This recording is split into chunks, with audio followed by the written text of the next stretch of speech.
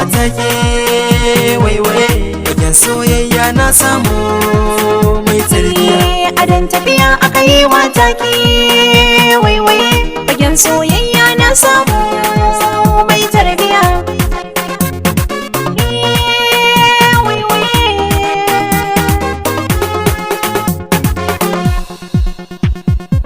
Tirran da na fara ganin ki yan mata kika sacin zuciya, babu zato na tunayin so a cikin so ne ambaliya.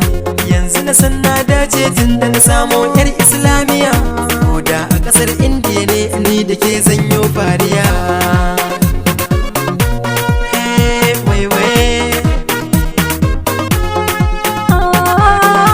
Kai kaɗai na kai wata ke, a raba ni da kai wallahi da sake.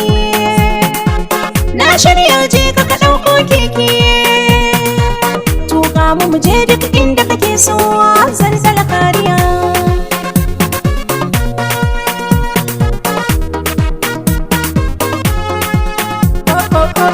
Albishirin ki ce mini gora fari ki sha labari, daren jiya na yi mafarki auren mu da ke anyo ɗauri. A zamana da ke ba sa'insa har mun haifo jariri, na ajiye kuɗi tari har muka je Saudiya. Adan tafiya aka yi wata ke waiwaye, fagen soyayya na samu mai tarbiya.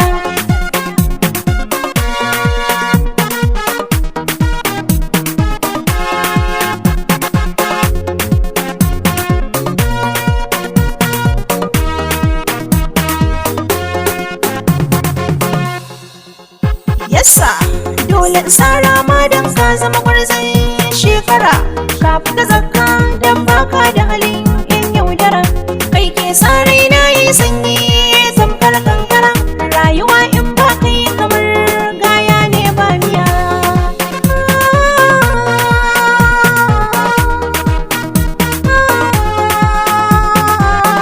Domin murna ne haka kin garwata, a gare ki na zo alkhairi ne manufata.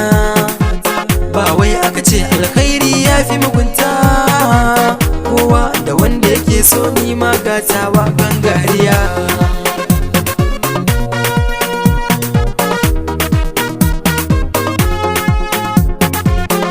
Tun daga laraba ake gane kyawun juma'a, an yaushe darka da kyawun hali gun jama'a. Zan dauke kan kai ka gidanmu, har ka ce mini a'a, ka ce musu aure na za ka yi in sun bujiro ma tambaya.